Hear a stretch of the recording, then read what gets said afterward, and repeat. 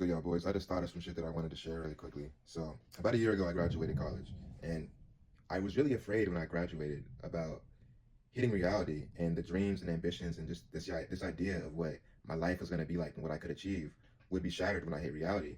And I was afraid of this just looking around at other people and how many people are working dead end jobs, living lives that they hate, with no freedom, no autonomy.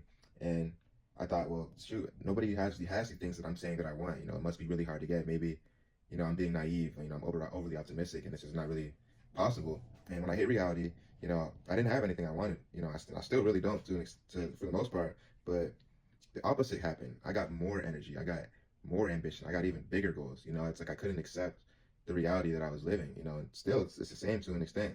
I can't accept not having freedom. I can't accept living a life that I didn't choose. I can't accept living on somebody else's terms. And that honestly gave me so much passion and energy to just take what I want.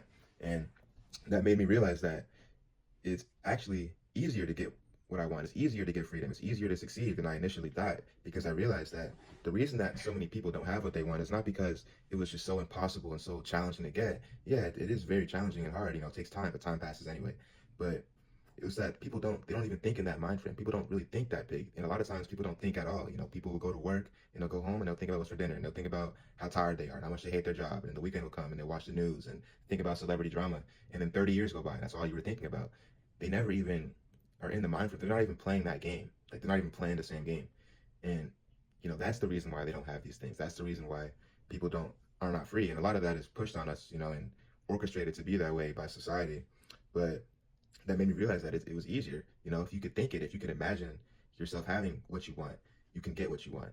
And once you realize that, you're already there, because it's not that most people don't have it because they can't get it. They don't have it, they don't think it. And if you could think it, you're already one step closer to getting it. You're already there. You just got to accept it and you got to go grab it.